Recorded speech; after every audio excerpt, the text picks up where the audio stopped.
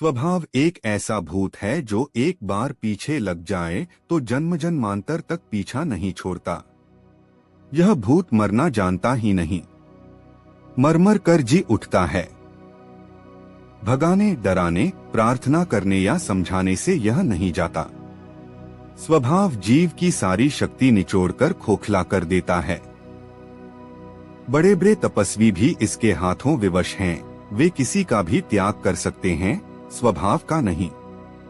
स्वभाव चित्त की अवस्था विशेष है जिसमें एक विशेष प्रकार के संस्कार प्रभावशील होते हैं।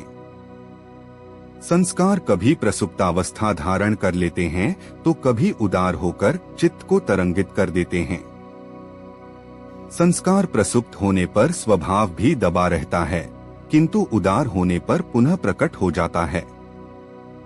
जब एक ही प्रकार के संस्कार बार बार उदार होकर चित्त को तरंगित करते हैं तथा मनुष्य उनसे प्रभावित होकर वैसा व्यवहार करने पर विवश हो जाता है, तब मनुष्य का वैसा स्वभाव हो जाता है।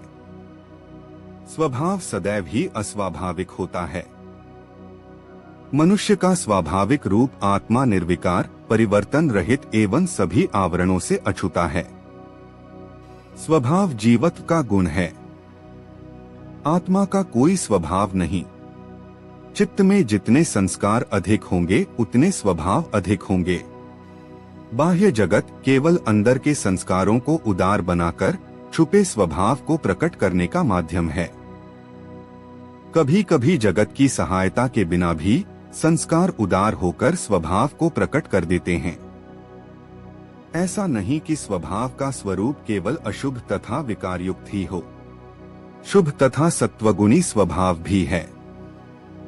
प्रत्येक व्यक्ति में स्वभाव का शुभाशुभ मिश्रण होता है।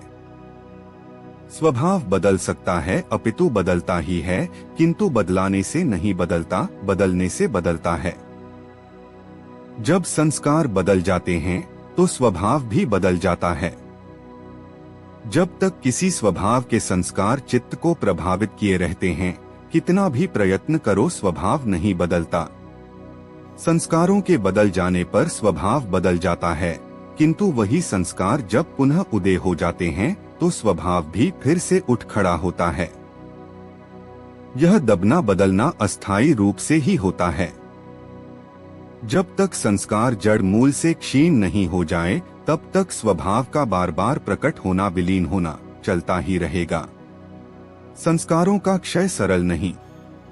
तप, विवेक जागरण अथवा जपादि अनुष्ठान से भी संस्कार क्षीण नहीं हो पाते, न ही स्वभाव जड़मूल से नष्ट होता है।